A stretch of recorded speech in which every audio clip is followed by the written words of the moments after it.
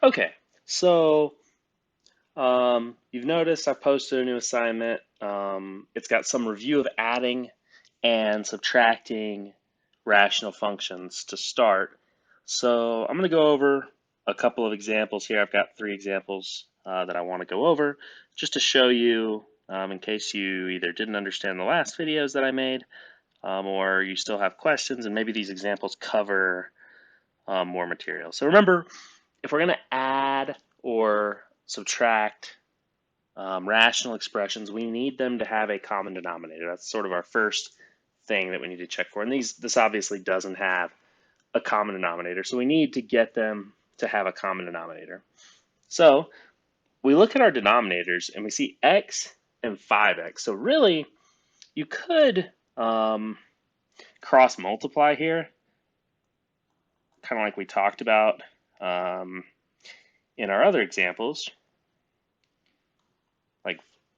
like this, multiply 5x by both of these, and then multiply x by both of these.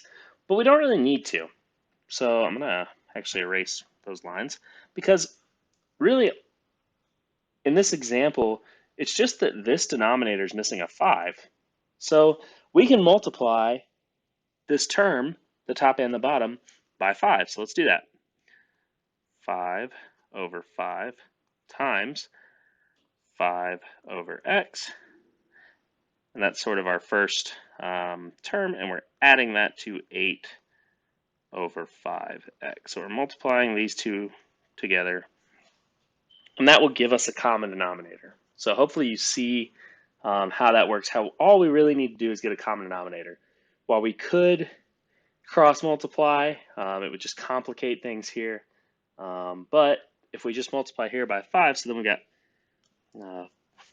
5 times 5 is 25, and then 5 times x is 5x, and we're adding that to 8 over 5x. So now we have a common denominator. Both of the denominators are now 5x, so that makes the addition easy. We just add across the top, and we'll have 25 plus 8 over 5x, and 25 plus 8 is 33.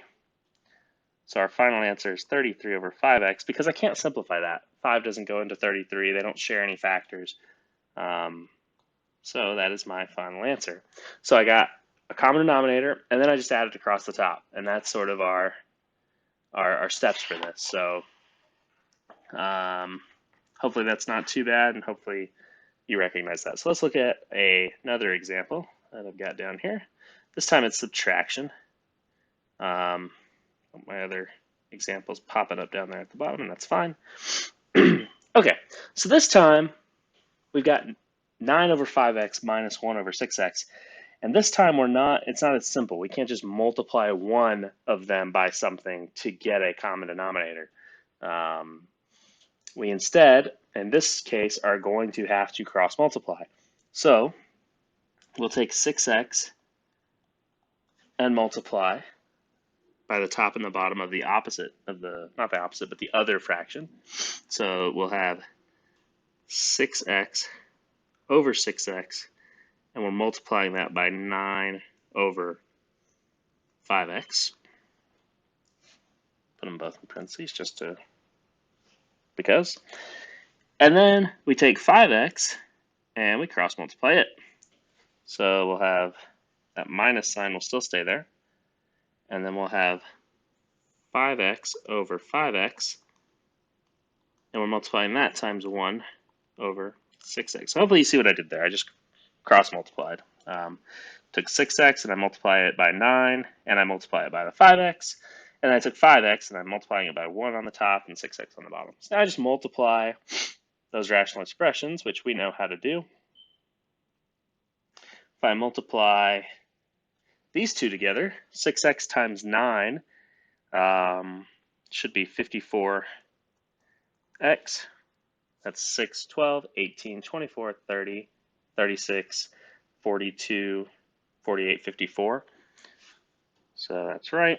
And then on the bottom, 6 times 5 is 30. And we got 2 x's this time, so it's 30x squared. Okay, And then if you notice, that would simplify to 9 over 5x, but obviously we don't want to do that because we just multiplied. And now we'll do it with this side. 5x times 1 is 5x, and 5x times 6x is 30x squared. So hopefully you noticed that I could have made this even simpler by just multiplying the 5 and the 6 across and left out the x, but I did not do that, and that's fine. Either way will work. The other way would have been, again, simpler, but sometimes it's harder to notice those things, so I went ahead and just completely cross-multiplied. Okay, so now we can just subtract across the top because we have a common denominator. So go to white. Okay, so 54x minus 5x is 49x, and 30x squared stays on the bottom. Now I look and see how I might be able to simplify this. I know that for sure the x's go away, and I can't think of anything off the top of my head that 49 and 30 share as far as factors. So I just know that this could be 49 times x, and down here would be 30 times x times x. And again, I would have broken down, I could break down 49 into 7 times 7, but 7 doesn't go into 30 evenly. I could break down 30 into 2 times 15 or 10 times 3, but none of those go into 49, so it doesn't help me here. There would be nothing that I would end up crossing out. So I ultimately just have these x's that will cancel out. And my final answer is 49 over 30x. That's as simplified as that answer will get. So let me show you what I mean when I said that I could have just multiplied 6 and 5 across, in case you're uncertain of what I mean. So in our original problem, I cross-multiplied 6x and 5x, but I could have just taken the 6 and the 5 and multiplied across both ways because they both already had the x.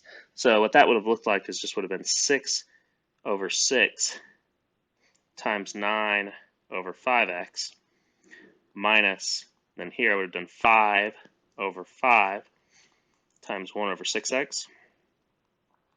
So I'm doing the same thing. I still cross-multiplied, but I made it a little simpler just because I took out the x, because I recognize that both denominators already have an x. So if they didn't already both have an x, this wouldn't work.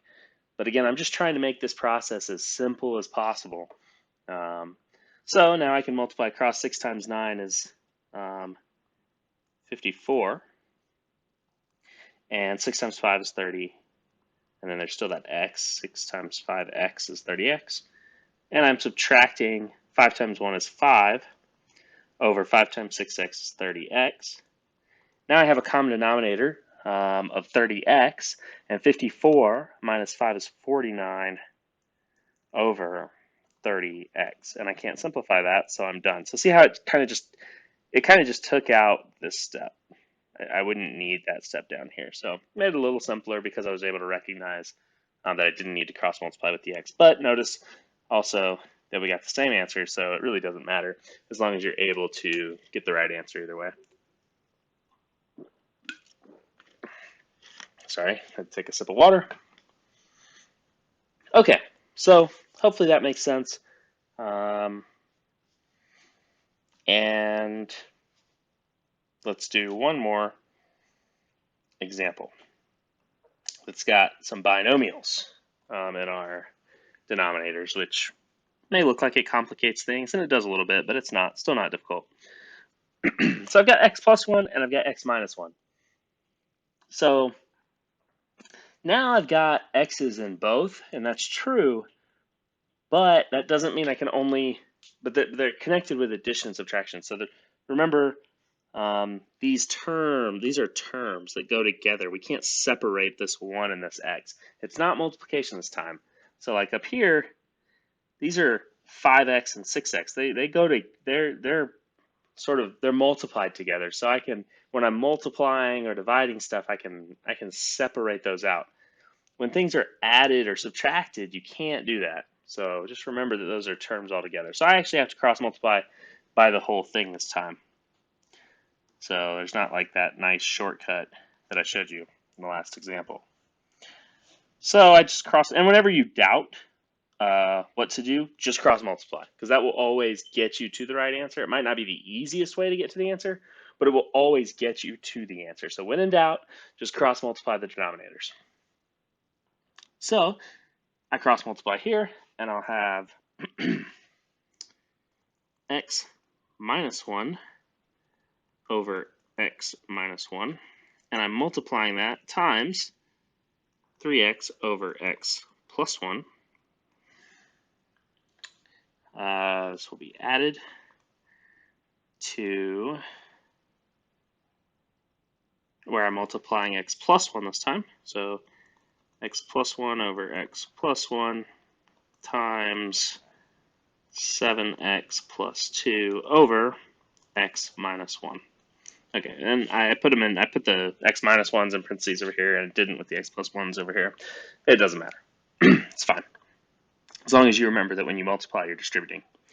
So I'll come over to the blue and simplify this. I'm not going to actually multiply anything out, because remember, when we add and subtract, we're going to end up factoring. So it would make no sense to distribute and then factor, because remember, factoring is the opposite of distributing. It's the inverse of distributing. So there's no point in distributing and then going back and factoring. Just adds extra steps that I don't want.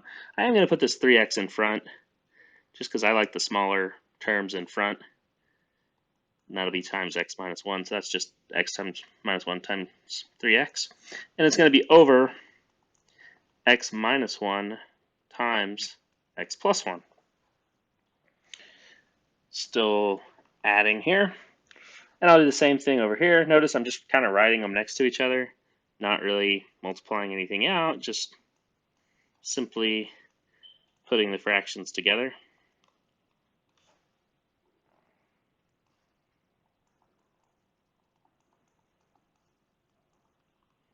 All right, so you'll notice I have a common denominator.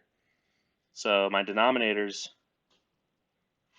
are now the same. This and this are the same thing. They're in opposite directions, but we know that x minus 1 times x plus 1 is the same thing as x plus 1 times x minus 1. We can move those around, and that's fine. It doesn't change anything. So we have a common denominator. So now we just have to add across the top. So we've got 3x times x minus 1 plus x plus 1 times 7x plus 2, and on the bottom we've got x plus 1 times x minus 1. All right, so now you notice your numerator looks a little hairy. There's a lot going on up there. So I'm going to go ahead and multiply these things out and try to get one succinct polynomial, because you notice we've got some multiplication happening over here, and we've got some multiplication happening over here, and it's divided up by this addition sign. So that's a lot going on, and I can't combine anything because I don't have it simplified enough. So I'm going to go ahead and multiply this together first, and then I'm going to multiply these two together, and then I'm going to add everything together. So that's just sort of my numbering my steps. First, I'm going to do this. Second, I'm going to do this. And then third, I'm going to add what like terms I can, because I think there will be some. So let's do that. So I'm going to come here, and I'm going to distribute this 3x. So that will give me 3x squared minus 3x. I just distributed that 3x to the x and to the minus 1. I've still got that plus sign there. I'm going to leave it. And then I'm going to run out of colors.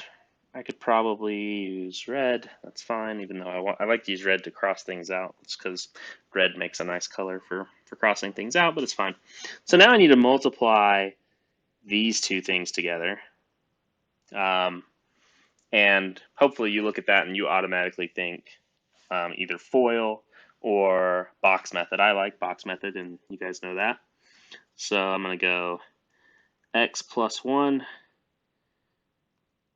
and I'm multiplying it times 7x plus 2. And I just multiply across. 7x times x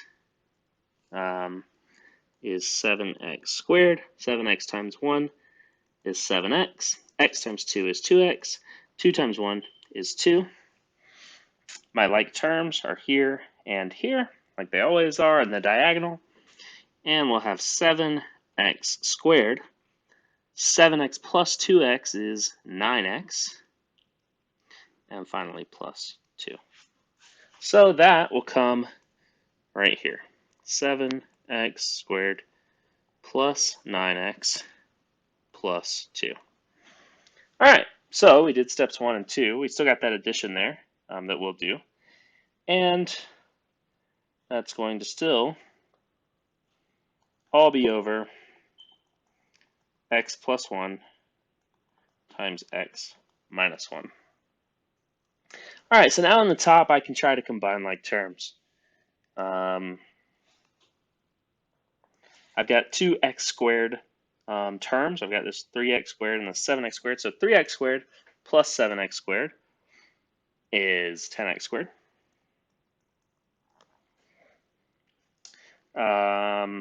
This negative 3x goes with that 9x, so negative 3x plus 9x should give us 6x. And then that plus 2 is just by itself. There's nothing to combine with it. And this is all over x plus 1 times x minus 1. All right, so the top looks a little neater now. It doesn't look like something we've learned how to factor because of that 10 out front. And so what we could do if we were wondering, what we really need to know is whether or not this can factor out to x plus 1 or x minus 1. And you could tell pretty quickly that it does not just by looking at it. But you could use the quadratic formula if you wanted to be convinced and see if you get positive or negative 1 as an answer. Or you could plug them in. So I'm just to show you that they're not, I'm going to plug positive 1 and negative 1 into the numerator, just to show you. So 10, this is just to prove whether or not it can be simplified. So you might be confused about what I'm doing here and why I'm doing it. I'm just trying to see whether or not this would be, this fraction could be simplified at all. And I don't think it can be. So I'm just going to double check that. So I put 1 in for x, and I'm trying to see whether or not it would equal 0. So you can tell pretty quickly here that this is not going to equal 0, right? Because 10 times 1 is 10, plus 6 is 16, plus 2 is 18, which is definitely not 0. And I can put in a negative 1 as well.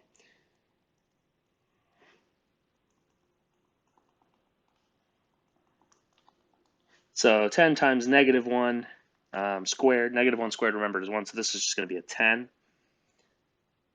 I'll just kind of in a different color down here. 10 plus 6 times negative 1, that will be minus 6 plus 2. And 10 minus 6 is 4, plus 2 is 8, which is definitely not 0. So this is as simplified as the answer will get. So there's no, if either of these had been 0, then I would have been able to factor, kind of like we did with synthetic division before, where I could have written it out as factors, but no need to worry about that. But I have my simplified answer, and it's 10x squared plus 6x plus 2. And I'm actually going to do another video to show you guys how to factor something that looks like this, just so that you have that information, because I should have taught you that earlier, and we ran out of time in Unit 1 for me to show you how to do that. So hopefully, this is the most complicated of the examples that I did, so hopefully this all makes sense, and and you're able to do that.